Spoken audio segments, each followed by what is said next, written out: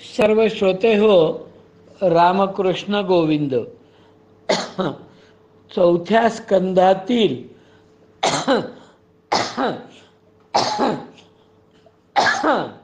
29व्या अध्यायातील 60व्या श्लोकानंतरचा अर्थ वाचून दाखवणार आहे. 4, 29, 60. पण तत्पूर्वी 2 गोष्टी सांगतो. छोट्या आहेत पण जरा नीट लक्ष द्या. दासनवमी झाली, तुम्ही दासबोध वाचलात, मी पण वाचला. पण दासबोधातल्या एका ओवीने माझं लक्ष वेधलं. भागवत आपण जे अभ्यास करतोय त्या संदर्भात ती ओवी अशी आहे. आपण यथेष्ट जेवणे, उरले ते अन्न वाटणे, परंतु वाया दवडणे हा धर्म नव्हे. त्याचप्रमाणे मुख्य मुद्दा पुढं आहे. तैसे ज्ञाने तृप्त व्हावे, तेची ज्ञान जनास सांगावे, तर ते बुडो न द्यावे बुडतयासी. तेव्हा हे जे काय आहे ना भागवत, दिव्य आहे. दिव्य कधी कधी तुम्हाला निरर्थक वाटेल, पण बुद्धीच्या तुमच्या आकलनाची शक्ती कमी आहे म्हणून तुम्हाला निरर्थक वाटेल. भागवतात निरर्थक काहीही नाही. प्रत्येक श्लोक महत्वाचा आहे. एखादा श्लोक गर्भितार्थ असेल, त्याचा वर अर्थ वाचून समजणार नाही म्हणून तुम्हाला ते निरर्थक वाटेल. पण भागवतासारखा दिव्य ग्रंथ नाही. तेव्हा तुम्ही प्रवचनाचा प्रसार करा. नंबर 1. नंबर 2, कळकळीने सांगतो, तुम्ही मला वेळ नाही असं सांगू नका. मला पटणारच नाही. तुम्ही आज आहे एकादशी, तुम्ही काय वाटेल ते करा. गुगल सर्च वरती जा, दिलीप आपटे नाव टाका, दिलीप वासुदेव आपटे. तुम्हाला 18 अध्याय गीता म्हटलेली ऐकायला येईल. माझी तुम्हाला हात जोडून प्रार्थना, काय करा? 2 गोष्टी करा. एक तर गुगल सर्च वरती जाऊन गीता लावा, कानानी ऐका, समोर गीता ठेवा पुस्तक, त्यावरनं नजर फिरवा आणि शक्य जर असेल तर त्या मोबाईलला तुमच्या इयरफोन लावा आणि त्या इयरफोन मधून गीता ऐका आणि डोळ्यांनी आणि हातानी बोट फिरवून बघा. गीता डोळ्यांनी वाचा, कानानी ऐका, हातानी बोटानी फिरवून लक्ष द्या, केंद्रित करा.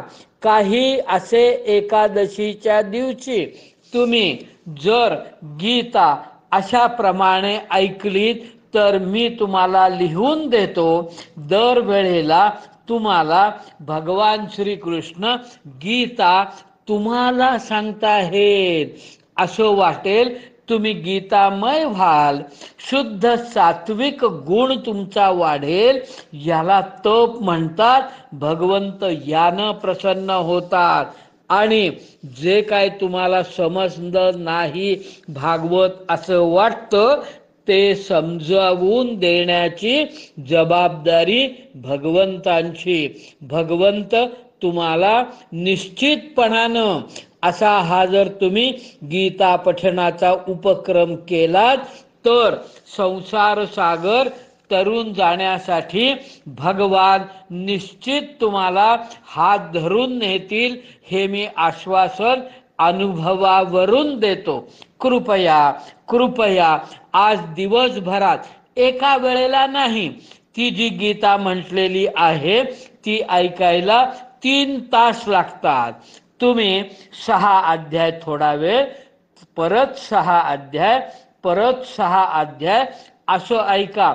पण मी मात्र एकदा बसलो ना फोन बंद करून की सतत सतत ओळीनं 3 तास ती गीता ऐकतो आणि काय आनंदाचे रोमांच अंगावर येतात त्याचं मी वर्णन करू शकत नाही.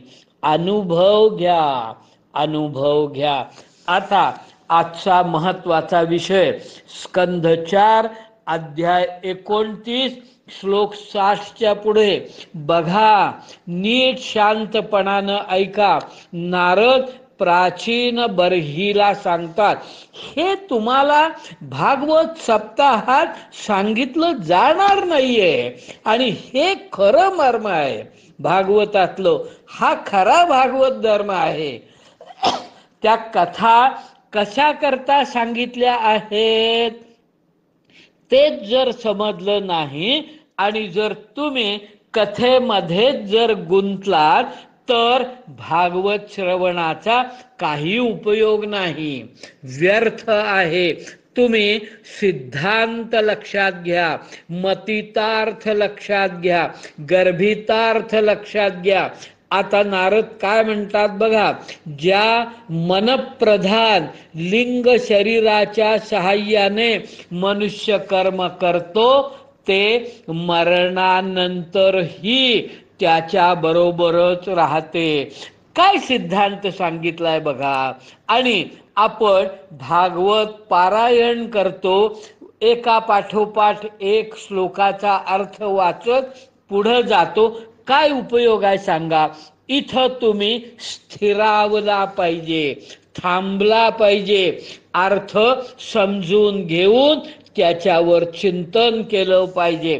लिंग शरीराबद्दल मी तुम्हाला एक चार्ट पाठवून दिला होता. लिंग शरीर कन्सिस्ट्स ऑफ व्हॉट, कशा कशाचा अंतर्भाव लिंग शरीरात आहे तो चार्ट पाठवून दिला होता. आणि लिंग शरीरावरती मी आत्ताच याच 4थ्या स्कंधाच्या संदर्भात 2 प्रवचन केली आहेत. कदाचित तुम्हाला ते वायफळ वाटलं असेल, पण आता बघा नारद काय सांगतात. ज्या मनप्रधान लिंग शरीराच्या सहाय्याने मनुष्य कर्म करतो ते मरणानंतरही त्याच्या बरोबरच राहते. म्हणून ते परलोकात प्रत्यक्षपणे स्वतः त्याच्याद्वारा कर्माचे फळ भोगते. 60वा श्लोक, 61वा श्लोक. मनुष्य ज्या स्थूल शरीराचा स्वप्नात अभिमान सोडून देतो, परंतु याच्यासारख्याच किंवा याच्यापेक्षा भिन्न प्रकारच्या पशुपक्षी इत्यादी शरीराने तो मनामध्ये संस्कार रूपाने असलेल्या कर्माचे फळ भोगीत असतो. मृत्यूनंतर सुद्धा लिंग शरीराच्या मार्फत केलेल्या कर्माचं फळ मी भोगतो. त्यावेळेला पश्चाताप करतो, परंतु तो पश्चाताप असतो, त्या तापाचा काही उपयोग नाही. आत्ता सांगतात मनुष्य देहातच तू मुक्ती मिळवू शकतोस. त्याची आठवण करून देण्यासाठी मी विसरलोय म्हणून हे संत लोक ज्ञानेश्वरी लिहितात, भागवत लिहितात, मनाचे श्लोक सांगतात, दासबोध लिहितात, एकनाथी भागवत लिहितात. हे सगळं मला आठवण करून देण्यासाठी आहे. मनुष्य या स्थूल शरीराचा स्वप्नात अभिमान सोडून देतो, खरं आहे, पण शरीर सोडत नाही. परंतु याच्यासारख्याच किंवा याच्यापेक्षा भिन्न प्रकारच्या पशुपक्षी इत्यादी शरीराने तो मनामध्ये संस्कार रूपाने असलेल्या कर्माचे फळ भोगीत असतो. 62वा श्लोक. या मनाच्या द्वारा जीव ज्या पुत्रादींना हे माझे आहे आणि देहादींना हा मी आहे असे म्हणतो, तोच त्यांच्यासाठी केलेल्या पाप पुण्याधिक कर्मांना स्वतःची कर्मे मानतो आणि त्यामुळेच त्याला पुन्हा जन्म घ्यावा लागतो. ज्याप्रमाणे ज्ञानेंद्रिये आणि कर्मेंद्रिये यांच्या कृत्यांमुळे त्यांना प्रेरणा देणाऱ्या चित्ताचे अनुमान केले जाते, त्याचप्रमाणे चित्ताच्या वेगवेगळ्या प्रकारच्या वृत्तींमुळे पूर्वजन्माच्या कर्माचे सुद्धा अनुमान करता येते. बघा काय म्हटले, चित्ताच्या वेगवेगळ्या प्रकारच्या वृत्तीमुळे पूर्वजन्माच्या कर्माचे सुद्धा अनुमान करता येते. कधी कधी असे अनुभवास येते की ज्या वस्तू या शरीराने कधीही अनुभव घेतला नाही, जी कधी पाहिली नाही किंवा ऐकली नाही, ती जशी असते तसाच तिचा स्वप्नात अनुभव घेतला जातो. कसं काय शक्य आहे हो? जी वस्तू, जी परिस्थिती, जो अनुभव मी यापूर्वी कधीही पाहिला नाही, ऐकला नाही, अनुभवला नाही, ते माझ्या स्वप्नात येतो. हे जसं घडतं तसं मी माझ्या पूर्वजन्मात काय केलेलं आहे ते अनुमानाने मला या जन्मात समजतं. राजन, तू असे निश्चित समज की लिंगदेहाच्या अभिमानी जीवाला त्या वस्तूचा अनुभव पूर्वजन्मी आलेला आहे. कारण जी वस्तू अनुभवली नसेल तिची मनात वासना निर्माणच होऊ शकत नाही.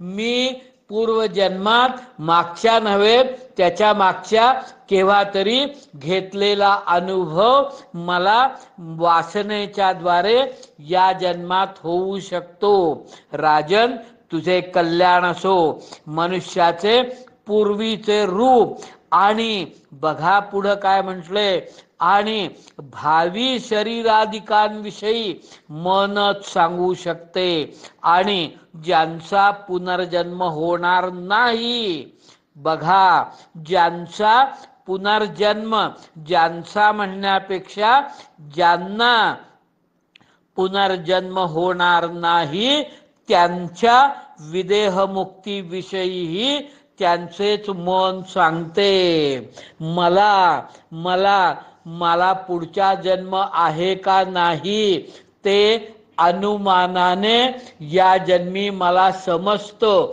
केवळ केवळ अभ्यास पाहिजे, चिंतन पाहिजे, समजून घेतलं पाहिजे, सात्विकता पाहिजे. नुसती सात्विकता सुद्धा नव्हे, शुद्ध सात्विकता, शुद्ध सात्विकता हवी.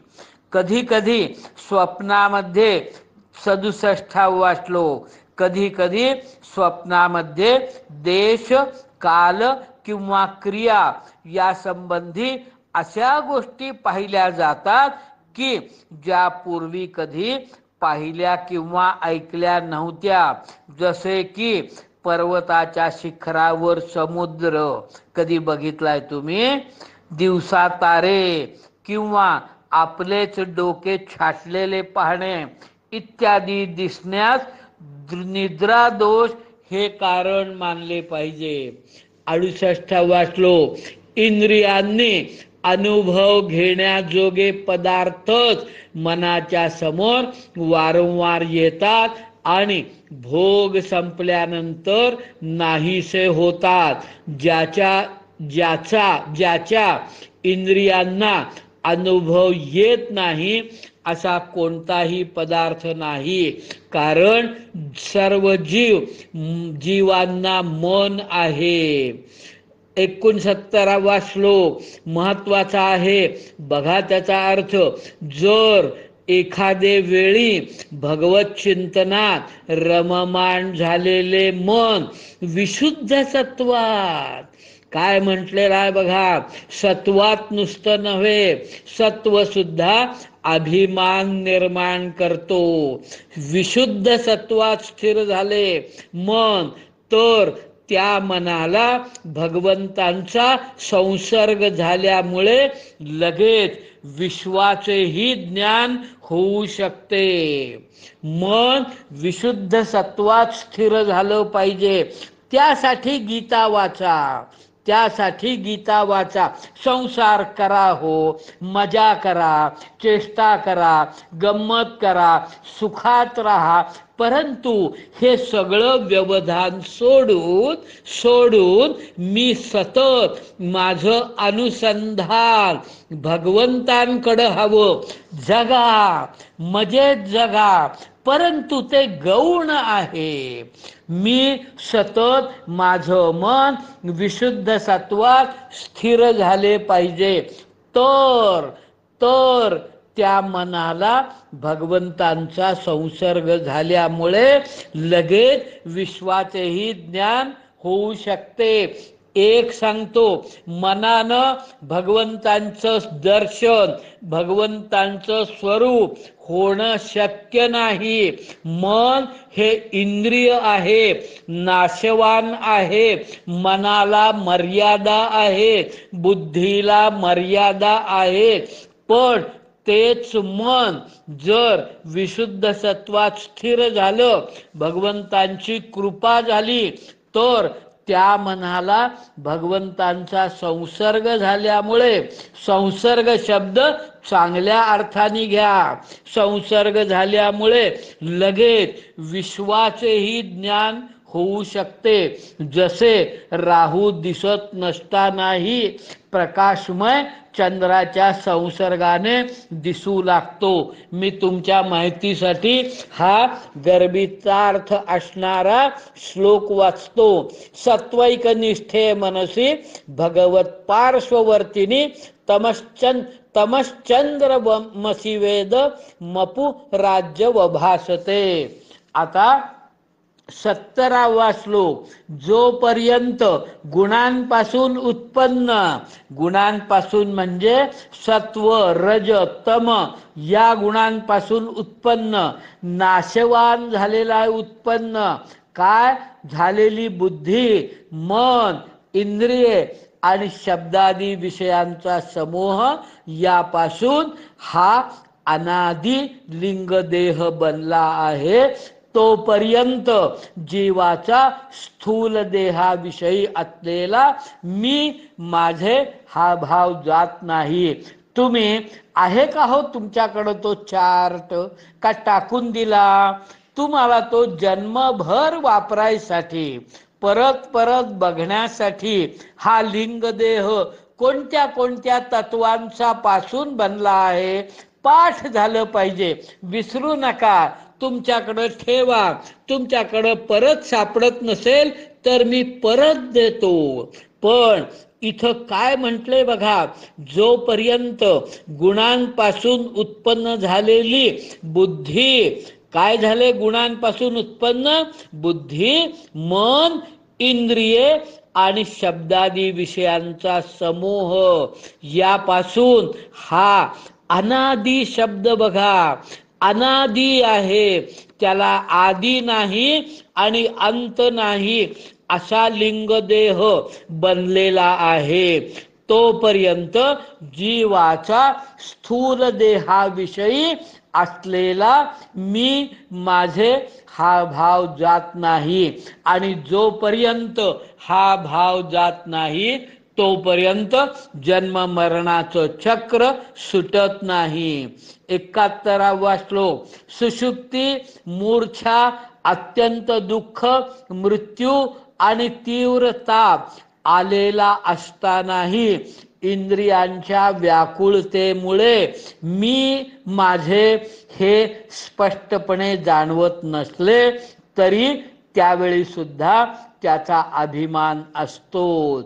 ज्याप्रमाणे अमावस्येच्या रात्री चंद्र असूनही दिसत नाही, त्याप्रमाणे तारुण्यात स्पष्टपणे प्रतीत होणारे 11ही इंद्रियांचे कार्य गर्भावस्था आणि बाल्यावस्थेमध्ये ती इंद्रिये असून सुद्धा म्हणजे त्यांचा पूर्ण विकास न झाल्या कारणाने प्रतीत होत नाही.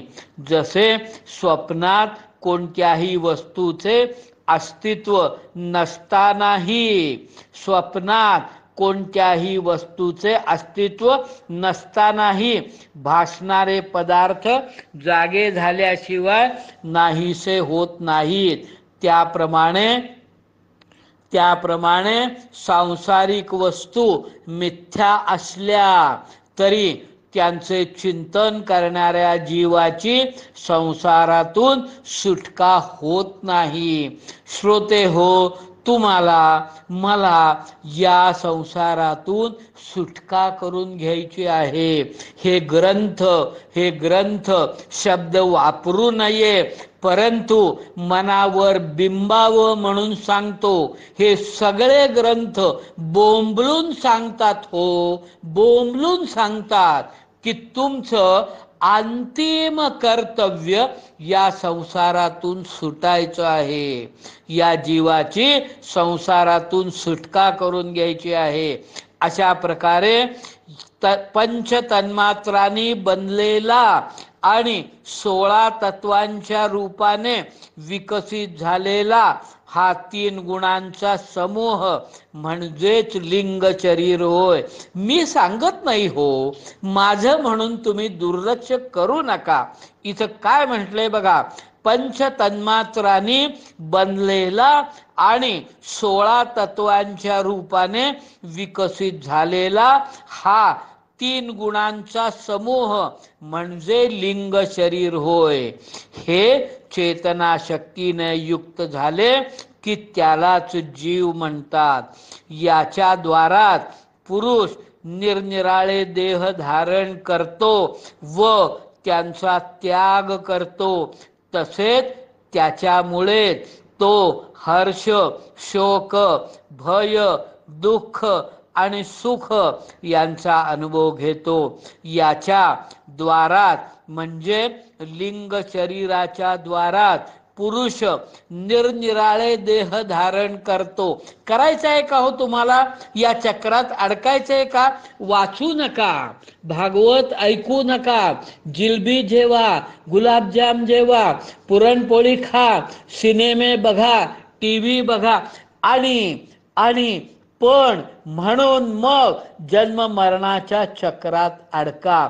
पण हे ग्रंथ बोंबलून सांगतात पुढच्या जन्मात जन्म मरणाच्या चक्रात तुम्ही पश्चात्तापी व्हाल, तुम्हाला पश्चात्ताप होईल, पण त्यावेळेला तुमच्या हातात करण्यासारखं काहीही नाही.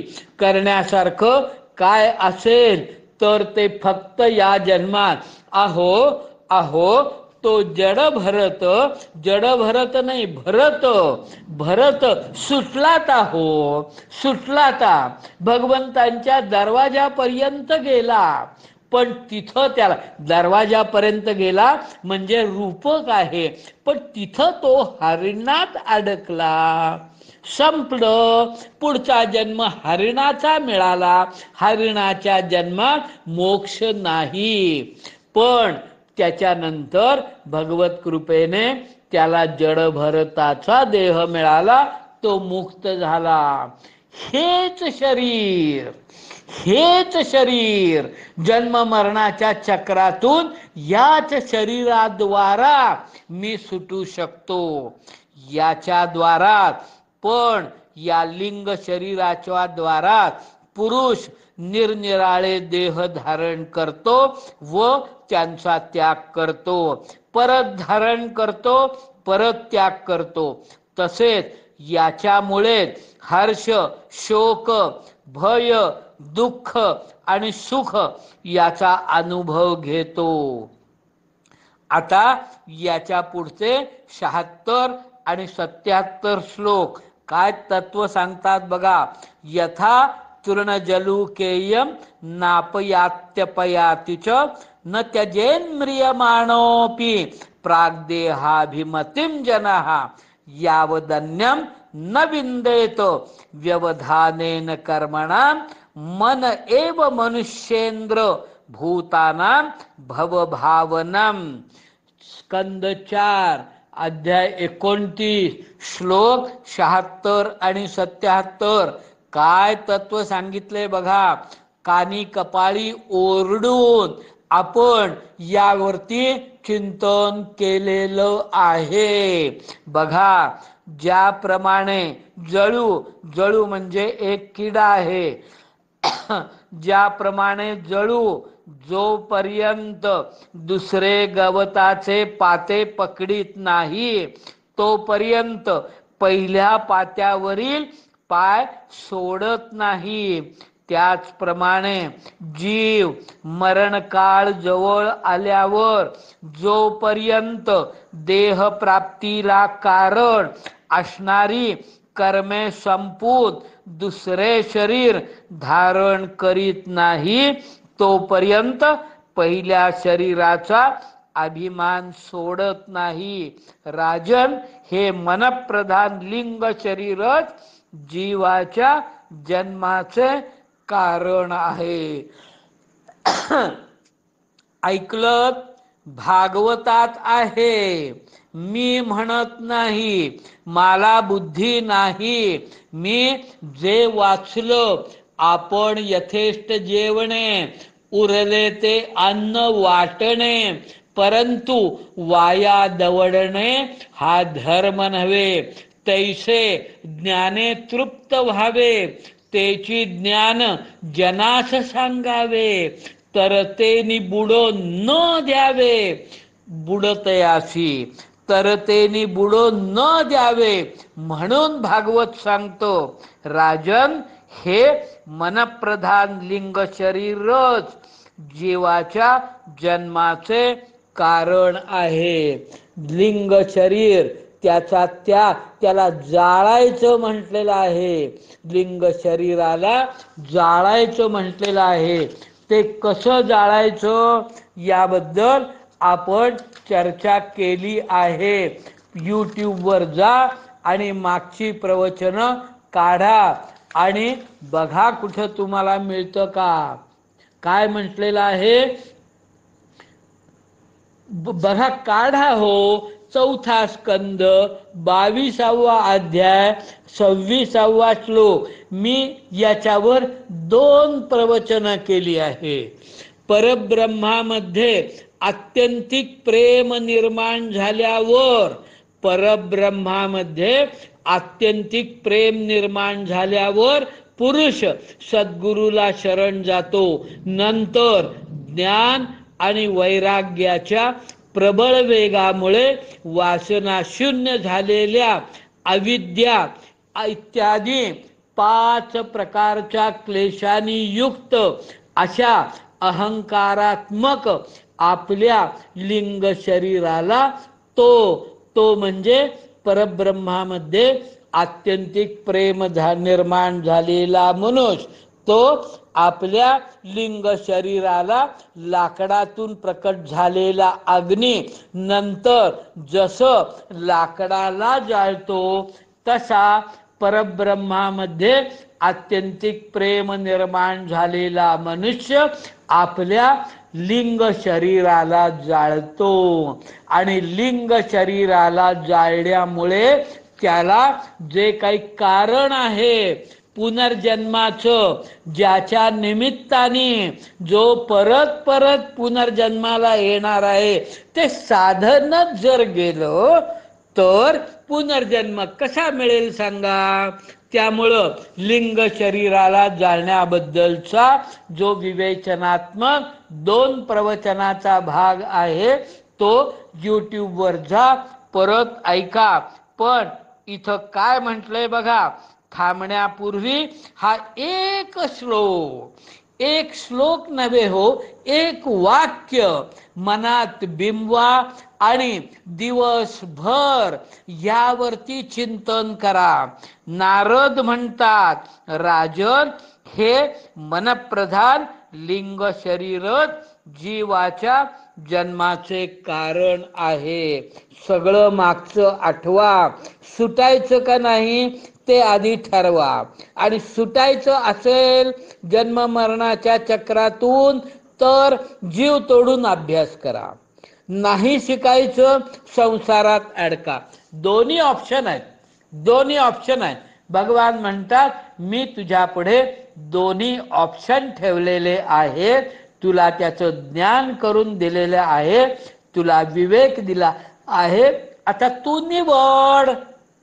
आणि तुला जर वाटत असेल की मी 16व्या अध्यायात गीतेमध्ये आसुरी पुरुषाचं जे वर्णन केलेलं आहे त्याप्रमाणे जगावं, भगवान म्हणतात तथास्तु.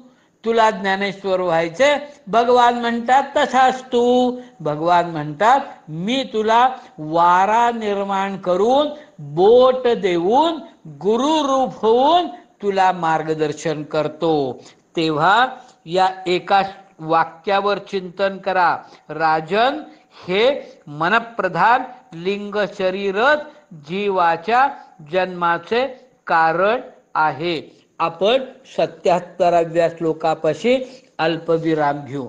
रामकृष्ण गोविंद.